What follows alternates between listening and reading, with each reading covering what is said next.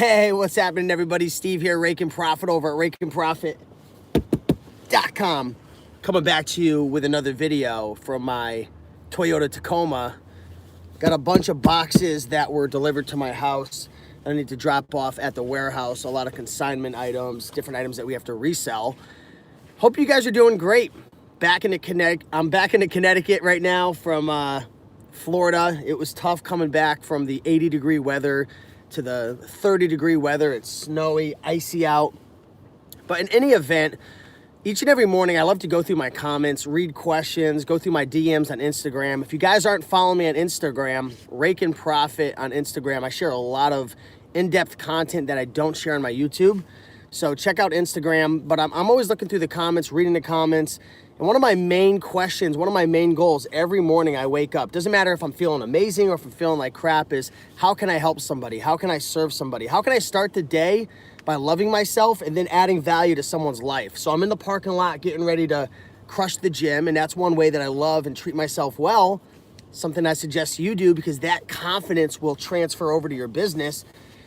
But then I love helping people by answering questions. And this is a question that I feel like a lot of people have this question, and it's the wrong question to ask, but I'm going to answer it anyways and give my 2 cents. So the question was, what's the easiest way to make $1,000 a month on eBay?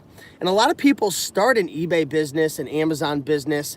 What's up, Ronald? Good to see everyone in the comments. And they ask themselves, what's the easiest way? What's the fastest way for me to make $1,000, $2,000? I want to make $5,000 this month because I watched a Rakin video or a Rally Roots video, and he's doing 15, 20,000 a month. Or I watched the Bonafide Hustler video and he's buying all these bicycles and flipping all these things. Or I saw Rakin's warehouse and he's got all these boxes and these items.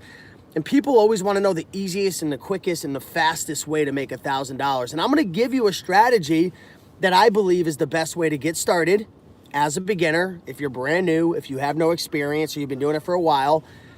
But I'm also going to be realistic, because a lot of people, their psychology is a little twisted due to social media. So first and foremost, if you want to make $1,000 over the next month, the best ways, if you're a beginner, selling on eBay is going to be going to thrift stores, and it's going to be going to garage sales. If you live in Florida, or if you live in a warmer area, the quickest way is going to be garage sales. At garage sales, you can find items that you can pick up for $5, $7, sell for $300, $500.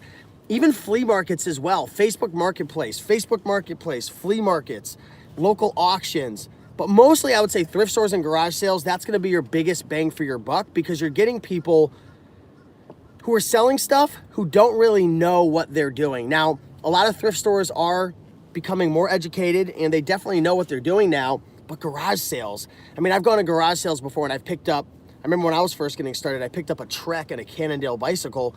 And I think I paid $25 each for these bicycles and flipped them for like a $600 profit. Boom, just like that. Craigslist, Facebook Marketplace. If you are knowledgeable in a specific area, maybe you're just super smart when it comes to cars, or maybe you just have so much knowledge when it comes to shoes, or maybe you have a ton of knowledge when it comes to outdoor sporting items. Local marketplaces are great because there's so many items being listed. Things fall through the cracks. Yeah, there's a lot of competition, but things are always flying. You just go in there and you swoop a deal, swoop a deal, swoop a deal.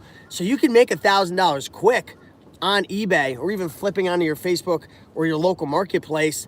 But it's going to take a hustle and it's going to take a grind. And the word easy or fast, a lot of people want the easiest, the fastest, the quickest way.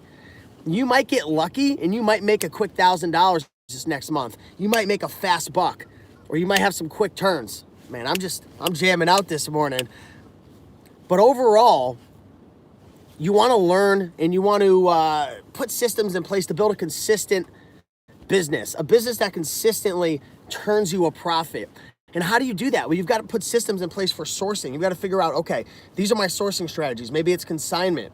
Maybe it's thrift stores. Maybe it's garage sales. Maybe it's pawn shops. Now you have a plan. Okay, this is how I'm going to acquire products. Because again, most businesses, their main challenge, if you drive around to gas stations, gyms, chiropractic offices, grocery stores, their number one problem is acquiring customers. That's their number one goal. How can we acquire more customers? As an eBay seller, that's not your number one goal. Unlike most business, your number one goal is not acquiring more customers. Why? Because when you're selling on eBay, you already have the traffic. eBay's got 1 billion people coming to their site every month, give or take. They've already got customers that are hitting the website. Your goal is to bring undervalued products, find undervalued products, take great pictures, make awesome listings, and list as many of these items you can on eBay because the customers are already there. They're waiting. This is them waiting. They're getting ready to dive on your products and eat your products. You got to bring more products to the market. So you need to master sourcing. How do you create a consistent basis? A consistent business that consistently makes you $1,000 a month, $2,000 a month, $5,000 a month. You got to get a handle on your sourcing. Figure out your sourcing. Master sourcing. That's why I'm always putting out ebooks teaching people how to find and how to source and how to master certain niches like clothing or shoes. We've got one coming out in scarves soon. We've got one coming out in hats and mittens. We've made them all about different types of products, like tons of products. Master the source. Master how to source. Not only what to buy, but where to find it. Once you figure that out, now you move to step 2, listing. You got to get systems and you got to get processes in place to now get these items listed up. Because from source to list, you want to know where most people get caught up? In this middle. You want to know what it's called? What's it called when people source a bunch of stuff and they don't list it? Where does that end up? I want to look at the comments right now. Where do those items end up? And I'll give you the 2 initials. DP. They end up in the DP. Yes. Knock and Roll is talking about the death pile. Don't want your items ending up in the death pile. When it ends up in the death pile, there's a good chance. Yeah, the dead pile, Aaron. Debbie death pile. There's a good chance they might never get listed. And eBay, make your first $1,000, $2,000, whatever your goal is. It's a game of momentum, Paul. We got Paul DeLeo in the house. We got Thrift School talking about death pile for life. We got to get a shirt that says that. But it's a game of momentum. The more profitable, hot-selling items you source and the more you list, and the more you just eliminate that death pile, you start getting momentum, right? You start getting excited. The sales start spiking up. Your psychology, your confidence starts spiking up. And next thing you know, you're starting to turn those profits. You're saving some money. You got some money going into your bank. The bank account's starting to rise up a little bit. You're paying your bills. You're building some confidence. Next thing you know, that money's starting to stack. You hire a sourcer. Maybe you hire a virtual assistant. Maybe you hire someone to do your photographs. Maybe you hire somebody to list your items. Maybe you hire someone to process your items or ship your items. Now, what's happening here is you're starting to free up some of your time. This is sign language for free up. It's not really, but you free up some of your time. And when you free up your time doing things that aren't really making you a lot of money, like shipping, processing, inspecting, dealing with customer service, those aren't making you money. Those are parts of operating the business. You free yourself up from that. Now you spend more time top of the funnel. You're sourcing more, right? You're bringing more items in. Maybe you start looking for a warehouse. You hire a couple people. You spend your time training. You're building this monster, but it takes time. So what's the easiest way to make $1,000 a month, $2,000 a month? You go out there and you hustle your ass off. You hit the thrift stores, you hit the garage sales, you hit the auctions, you hit the flea markets. But if you want to build a long-term sustainable business, depending on your goals, you're going to want to work on some of these things that I talked about.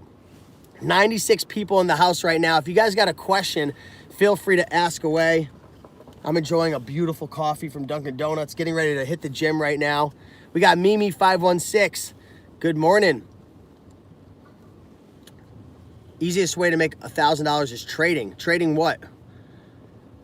You talking about trading stocks or trading items?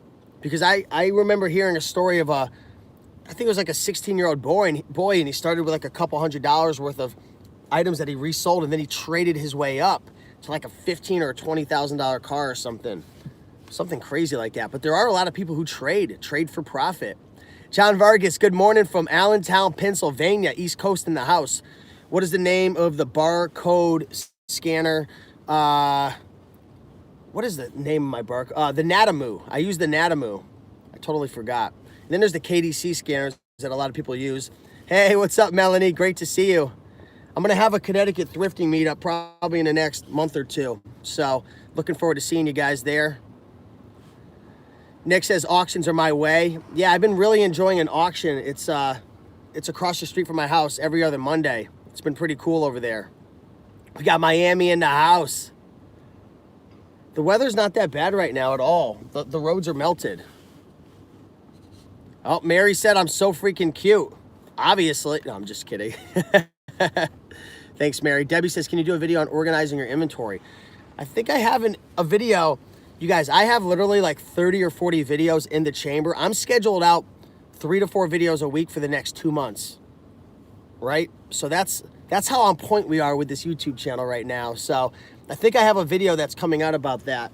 I know I have one talking about my SKU system and how we organize the inventory on shelves and stuff. So that'll be coming out. But yeah, if you guys have a question, feel free to ask away. I'm here to help you guys out.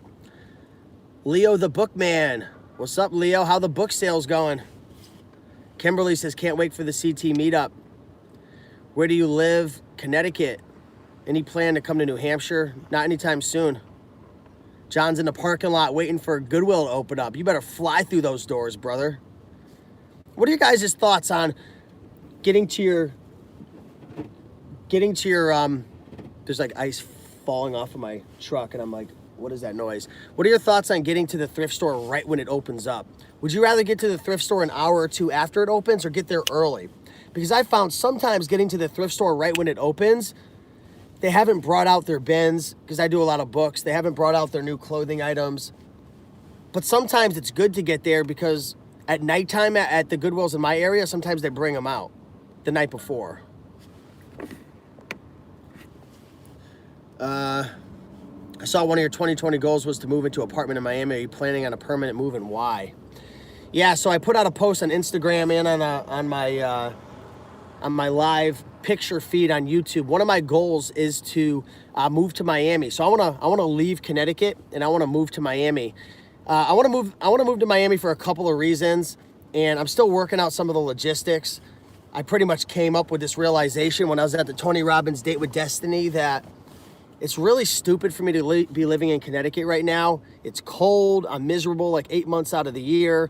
It doesn't align with my health and fitness goals.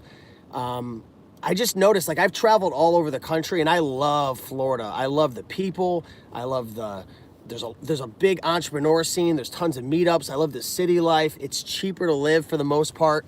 And one of the big reasons is here in Connecticut, my income, based on my income, I'm paying close to anywhere from 6 to 7%, depending on what my income is going to be this year, on my Connecticut income tax. So let's just say I made, $300,000 profit this year. That's almost like $20,000 extra I would pay, extra, like bottom line, paying the 6.9% or the 6 point whatever percent. It's based on your income bracket, living in Connecticut versus living in Florida. So I could almost justify getting an apartment on the beach, right on the water.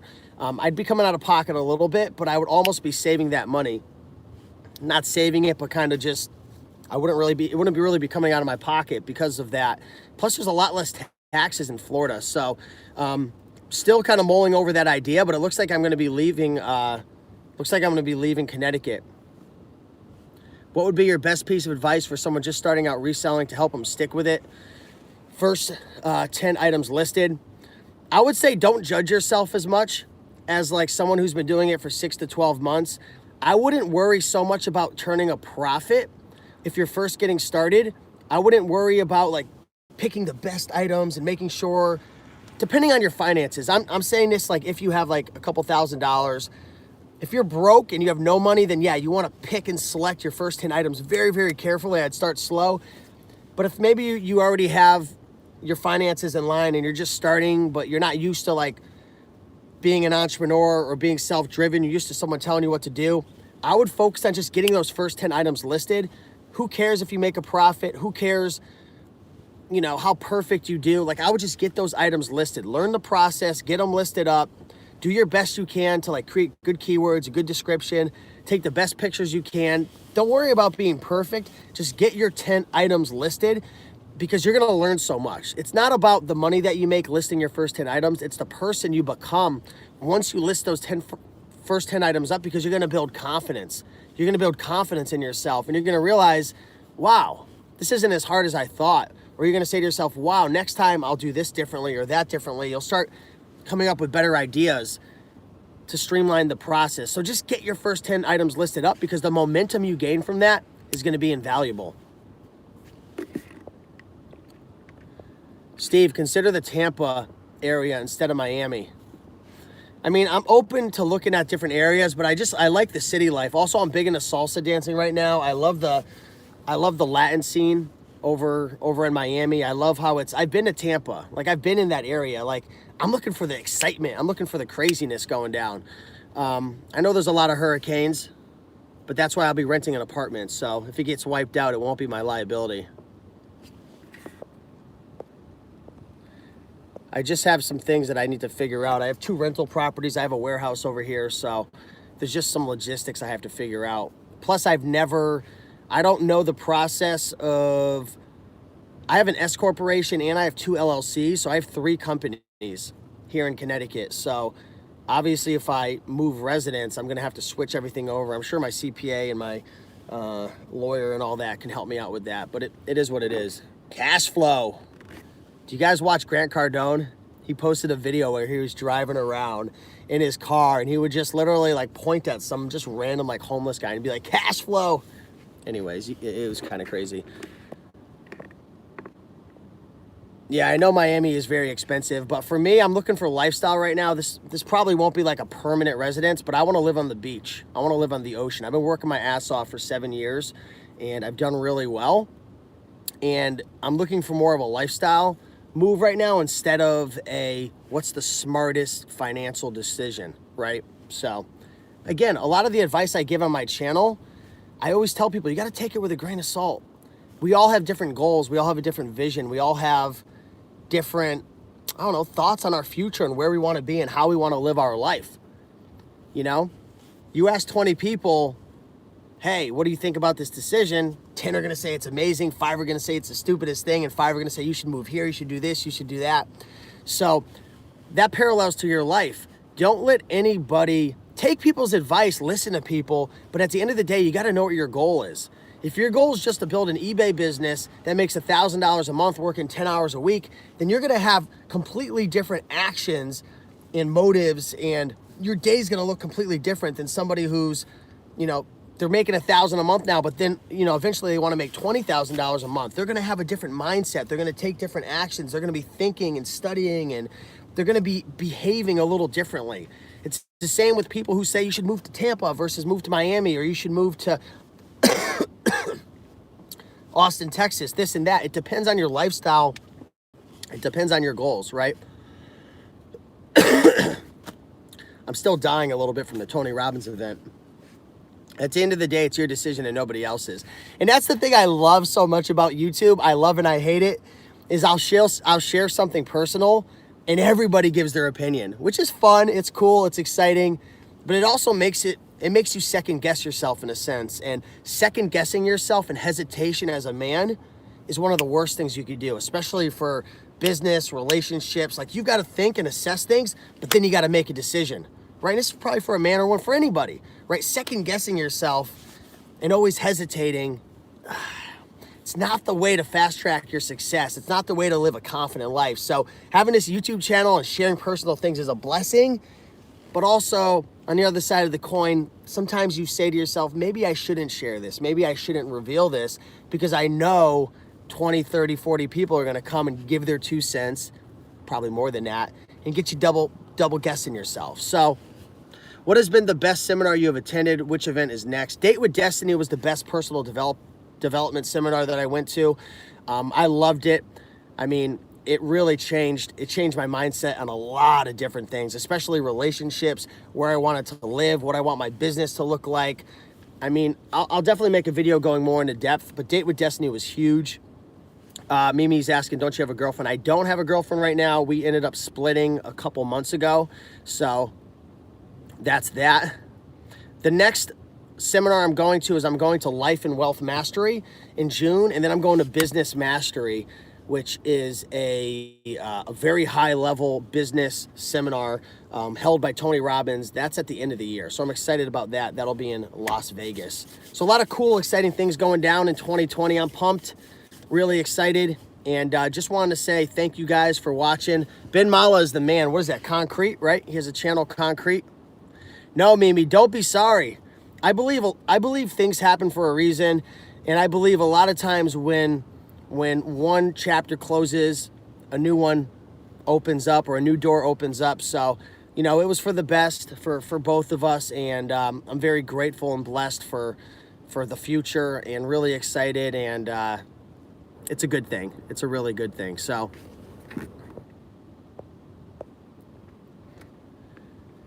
Cruisin says 1,000 a month, LOL. If that's your goal, step it up to 1,000 a week goal. So there we go again. That was something I mentioned before.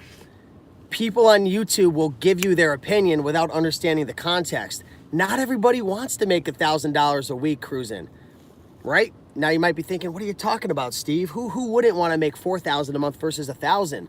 You've got to understand.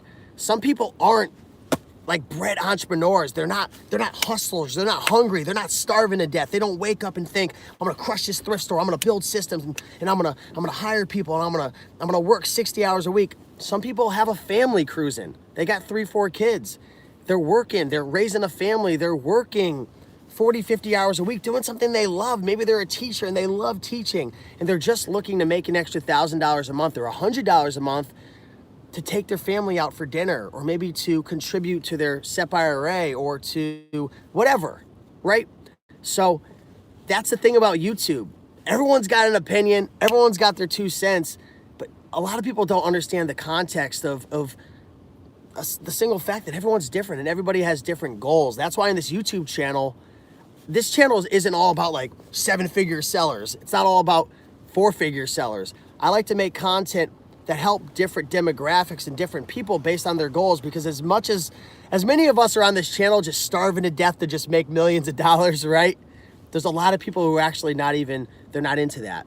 They just want to make enough money. They want to have some freedom. They want to do something that's fun by treasure hunting at thrift stores and bonding at a garage sale with their son or their daughter to make a little extra money. So context is super important. Rebecca says, I think for where you are in your life, you will love Miami. Go for it. You can always move back. And that's the thing, right? I'm at the point in my life right now where, you know, I'm 32 years old. I'm single. Business is going well. Most of my business is derived from the internet, from my laptop. So I've talked about this before. I have a lot of income that comes in through affiliate marketing, through YouTube, through my Kindle publishing business, through ebooks and products and services and things that aren't related to selling physical products on eBay, right? Yeah, I have an Amazon FBA business that's physical, but I could ship everything out and then I could just do what I want, right? So that doesn't really hold me down. The only thing that really holds me down in Connecticut is I have 2 multifamily properties and I have a warehouse, okay? Those are the 3 things that are holding me down right now. The 2 multifamily properties, I can hire a management company. Now, hiring a management company is going to cost me 10% a month of the gross rents. So that's going to cost me about $240 a month for each property, which is going to suck out a lot of cash flow. But I didn't get into these properties to mostly benefit from cash flow. I got into these properties to build long-term wealth, to enjoy the benefits of equity pay down, some of the tax benefits, and long-term appreciation. So I have businesses that already generate cash flow, and cash flow is important for multiple reasons in a real estate property: to pay for repairs and to obviously benefit you in terms of your return on investment, because you're going to have to invest money to get into a property. So that's a little bit of a bummer, but those 2 properties can be handled. The warehouse, I still need to figure it out with the warehouse, because we have built up a consignment business, a physical business. We've got 2 1099 contractor employees in there right now, and I have to figure out that situation. That's the one situation. What are you guys' thoughts on me living in Miami, but having a warehouse in Connecticut and having people managing it? I mean, I could set up surveillance, like security I can't even pronounce surveillance. Wow. I could have security in there. I could have everything shipped there. I could check in every couple months and fly in. I don't know if that's a good decision. I'm so congested, guys. After the Tony Robbins event, I was screaming so much, my body like went into shock. But I don't know. What are your thoughts on that? I mean, the warehouse is a really good deal. We're building up the business. I enjoy the model. We're starting to slowly scale. Keep a warehouse in Connecticut and live in Miami? Is that even something? I mean, that sounds like it could be a huge liability. I'm not sure. I need some thoughts on that. I need some opinions on that. I need some YouTube opinions on that idea right there. I'm not sure. Live in Miami. You could sell that business that has the warehouse. There's nothing to sell at this point. There really is no business. It's too new. It's not even profitable yet. So, but it will be. It will be. We're getting there. So,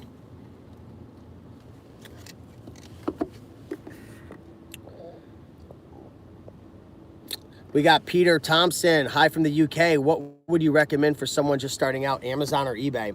It depends on your goals and it depends on your opportunities. If you don't have a ton of time, I would go with Amazon, because with Amazon, you can batch your time instead of consistently always having to spend it with eBay. With eBay, everyone has to source. eBay and Amazon, it's the same thing. You're gonna source. You're gonna source maybe similar, maybe different products. That's the same on Amazon and eBay. The difference is with eBay, you're gonna store your items. You're gonna have to have a location to store them. You're gonna have to pick them. You're gonna have to ship them every day. You're gonna be more involved in the business. Whereas if you do Amazon FBA, you source it and you ship it all off, and now you step back, right? So you source it, you ship it, and now you step back. With eBay, you're involved in all facets of the business. So, you know, it really depends on your goals. I would always recommend Amazon FBA over eBay right now if you're looking to build like more of a lifestyle business and you travel a lot like I do, and maybe you want to do different things like online arbitrage or wholesale or different things like that. Mark says, why not relocate the Connecticut warehouse, then be more centrally located, like in Oklahoma or Arizona, shipping benefits? Because for me, it's more lifestyle right now. That's the biggest thing. I don't want to live out there. I don't want to go from Connecticut to living out there. I know Arizona's decent. It's hot. It's nice. But I want to live near the water. I'm 32 years old right now. I don't want to look back when I'm, 60, 70, 80 and say, man, I had this opportunity where I could make money from anywhere in the world. I could literally live in Thailand right now. Obviously, my reselling portion of my business would suffer, but I could still do online arbitrage. I could do wholesale directly to prep centers, and my business might evolve. That's one thing that I would like to talk to you guys about. If I move to Miami, my business might evolve. Obviously, I'm not going to let down my consignment folks. I'm going to have to figure that situation out. But my business might evolve from, right now I do more like thrifting, books, different things like that. I would probably adjust from thrift stores, and I would do a lot more e-flip. I would do a lot more online arbitrage with tactical arbitrage and send it directly to either my warehouse to prep and ship or to a prep center to prep and ship directly to Amazon. I'd probably pull back a lot more on eBay personally, outside of just the eBay consignment. So a lot of ideas running through my head right now, trying to figure things out. Dropshipping's great. Just had a Miami meetup with Paul Lipsky. If you guys don't follow him, check out Paul Lipsky. Amazing drop shipper, 7-figure drop shipper. He actually we had a meetup and he was there, and I met one of his students. Her name was Lan. I don't know if you're in the comments. She's actually a real estate agent as well, and she's been helping me find some properties in Miami. But she's been doing this for 90 days, for 3 months, and she's already done $90,000 in sales. And she said on that, she's been making about $5,000 profit a month. So I was like, wow, that's amazing. Unfortunately, I didn't have time to dive into her story in terms of, I don't know if it was eBay dropshipping or Amazon dropshipping. I think it was eBay dropshipping. Lan, if you're in the comments, drop a comment below if you watch this after and let people know, what are you doing? But that was pretty cool. I was like, wow. But yeah, there's a lot of people making money with dropshipping right now. So there's so many opportunities: online arbitrage, drop shipping on eBay and Amazon, wholesale, private label, consignment, thrifting, garage sales, auctions, flea markets, sourcing on Facebook Marketplace, Macari, Poshmark. I mean, the list goes on and on and on. Amazon FBA. There's so many opportunities out there. You just got to pick one. You got to figure out what your goals are, what's your vision, what's your risk tolerance, how much money you have, assess the landscape, take a look around. Where are my opportunities? Do I have auctions in my area? Do I have a lot of garage sales because I'm in a warmer climate? Do I have tons of thrift stores? Maybe you're out in Houston, Texas, and you're surrounded by like 60 of them. Or maybe you say, you know, I got a ton of thrift stores, but I don't want to be going out to thrift stores. F that. I want to sit my ass at home and I want to source products using eFlip or tactical arbitrage and have them sent to me and then I ship them out, or have them sent from me to a prep center. You know, I'm working with, you know, over seven-figure online arbitrage folks from different countries, mostly Canada. And these guys are all doing 7 figures with online arbitrage. I don't know what their profits are. It's probably close to like it's over 6 figures, I'm sure, a lot of these guys. It's probably like a 20% margin. But there's so many opportunities out there. Yeah, I believe it's okay to have 2 eBay stores. I do. I've never had a problem. Sherry's asking, what's FBA? Fulfillment by Amazon. Fulfillment by Amazon. I want you guys to type a 1 in the comments if you're only selling on eBay and not selling on Amazon. Only selling on eBay and not selling on Amazon. Type a 1. I want to know why. Why are you not selling on Amazon?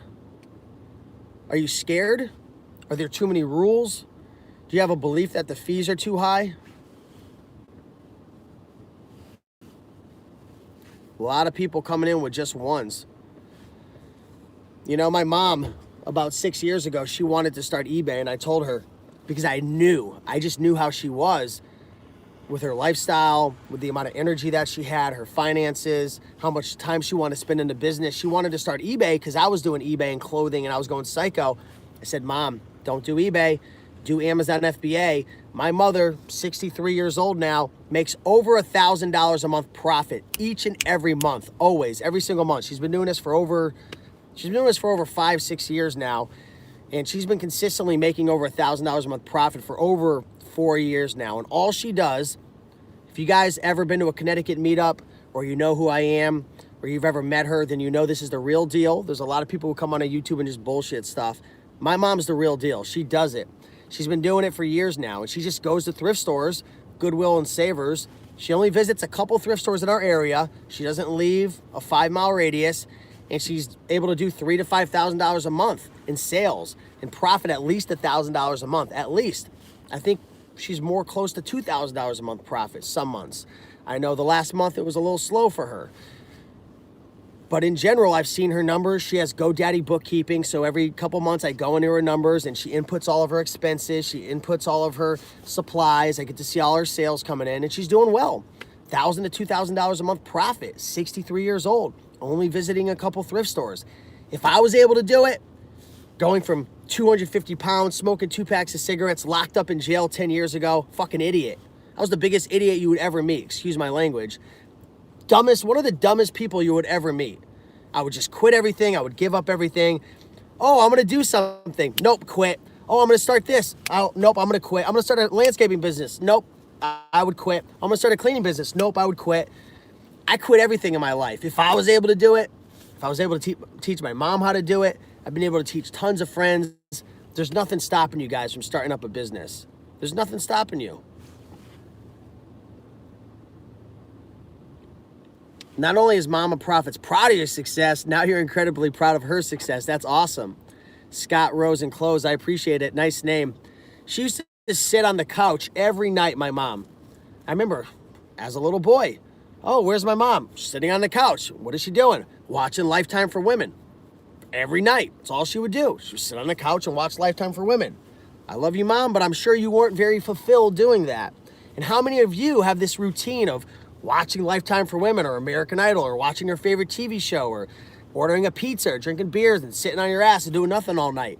Since she found this business, she has things to do during the day. She goes thrifting. She comes home. She lists. She sources. She wakes up in the middle of the night. She checks her sales. Her life is so much more fulfilled now because she has this Amazon business, right? So starting a business isn't only about the money. The money is like the scorecard. It's obviously great. It's a resource. You build this business up, if you really enjoy it, you have something to look forward to. You have something to do, right? Instead of just going out to eat with your mom or your dad or your friends, you go out to thrift stores, you go out to garage sales, right? You can process products together. You can teach them. It's great. It's really fun. So I got to get into the gym now. Much love. I appreciate you all. There's so many questions coming in.